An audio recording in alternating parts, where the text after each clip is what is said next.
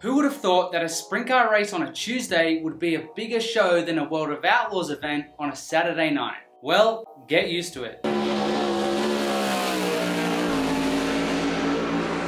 High Limit Series just announced their first 3 race dates of 2023, and there's a lot to break down, so let's do it. Just for context, if you haven't watched these 2 videos, you probably should. And while you're at it, subscribe to Sprint Car Hub. We've already made a bunch of videos and have a lot more coming in the next couple of months, strictly sprint car related, of course. The 3 high limit races announced so far are a $50,000 to win race at Lakeside Speedway in Kansas on April 11, a $23,023 to win show at Burlington, Iowa's 34 Raceway on April 25, and another $23,023 to win event at Kokomo Speedway in Indiana on May 2nd. Just on a quick side note, why does sprint car racing constantly harp on how much it is to win the race? Are we trying to get the 10,000 fans to bring a car with them to the racetrack? Anyway, the first thing that everyone picked up on was that only 3 dates were announced. Why not all 12? Some people are assuming it's because of their marketing genius, when in reality, I think it could be that they're scrambling to finalize dates. And it could possibly be due to the World of Outlaws' recent announcement of allowing their drivers to compete in non-outlaw shows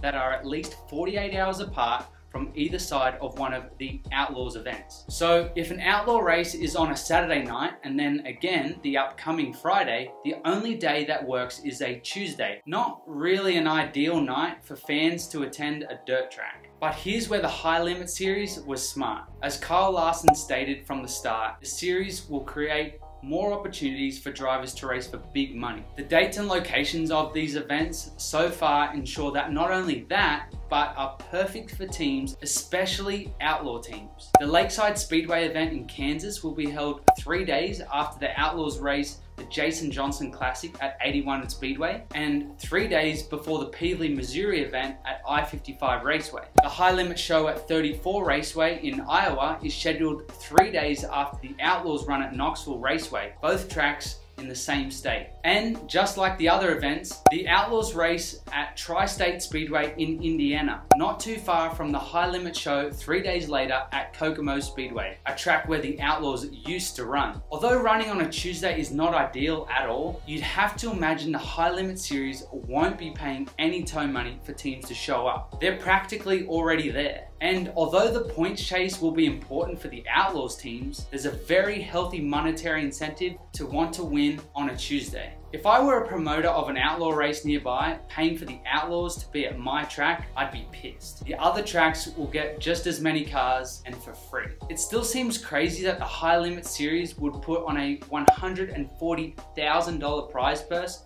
for a Tuesday in April. I think this provides somewhat of an indication of how successful streaming services like Flow Racing and Dirt Vision are becoming. Let's not forget that the prize purse for the sprint cars is not even half of what it would cost to run an event. Either way, it's perfect for the teams as they're not sitting around in a hotel room for 5+ days straight waiting on the next race. It gets extremely boring, trust me, I know.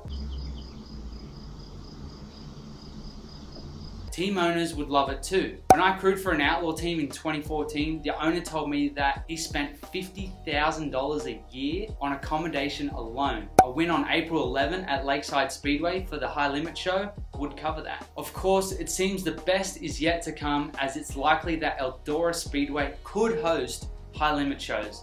And if so, my guess is they'll be announced last. The track has teased for an unprecedented sprint car event. The track's streaming partner is also Flow Racing, and recently, track owner Tony Stewart hasn't been too secretive on how he feels about how the Outlaws go about their business. Although we won't see every full-time driver and team combo at every high limit show, with what we know so far, my guess is that every high limit race will at least have some outlaw representation. So crazy times ahead for sprint car racing. I guess all we can do is sit and wait and subscribe to Sprint Car Hub.